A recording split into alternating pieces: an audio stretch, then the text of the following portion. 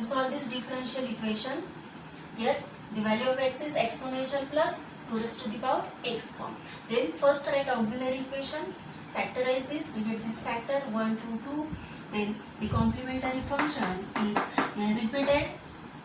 What root is repeated? Means one is distinct and one is repeated. This complementary function is c1 e raised to the power x plus second root is repeated. Then c2 is multiplies third constant by x e raised to the power 2x is our particular. These are complementary function. Then to find particular integral is depend on the value of x value वरती dependent कुठला formula use करायचा आहे. मग आता इथे काय येणार आहे पर्टिक्युलर इंटिग्रल साठी particular integral 1 upon the e raised to x exponential असेल means 1 upon f of d into e raised to x, then we directly write in place of d the value the coefficient of x substitute करतो. आता इथं जर coefficient of x substitute केलं इथं तर काय येणार आहे 1 minus 5 is 0 means we get denominator as 0. When denominator is 0 तर त्या फॉर्म मध्ये काय करायचं आपल्याला त्याचे फॅक्टर फॉर्म लिहायचा आहे.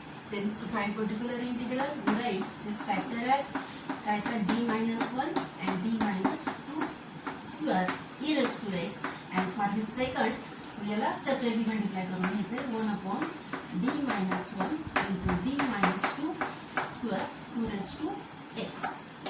आता इथं नॉन झिरो रूट मध्ये coefficient of x put up करायचं आहे, त्याला सिम्प्लिफाय करायचं आहे. Then for non zero root is this one, then 1 minus 2 square, 1 minus 2 is minus 1 square is positive, then retain is only d minus 1 into e raised to x.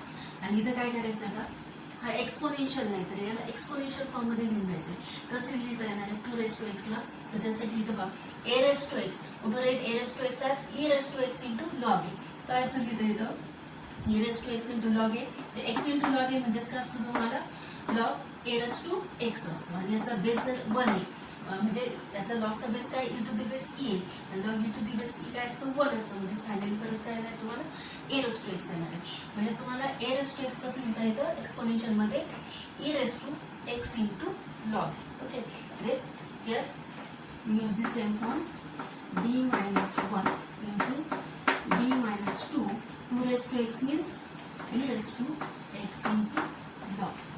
The e raised to a into x, आता a ची value काय log 2, मग d च्या place वरती directly काय substitute करायचं आहे log 2 substitute करायचं आहे.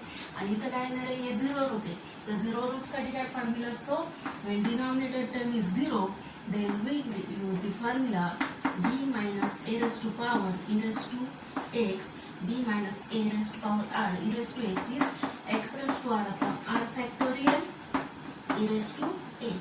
म्हणजे इथं r ची व्हॅल्यू जी असेल तेवढ्या x ने मल्टिप्लाय करायचे आणि तेवढंच त्या व्हॅल्यूनी डिवाइड करायचं. आता इथं r ची व्हॅल्यू काय 1 आहे, म्हणजे काय मल्टिप्लाय करायचं तुम्हाला x ने, x raised to r power is 1 म्हणजे x raised to 1 divided by 1 म्हणजे काय x ने मल्टिप्लाय करायचं x e raised to x, and directly here we write d by coefficient of x, that is log 2 means 1 upon log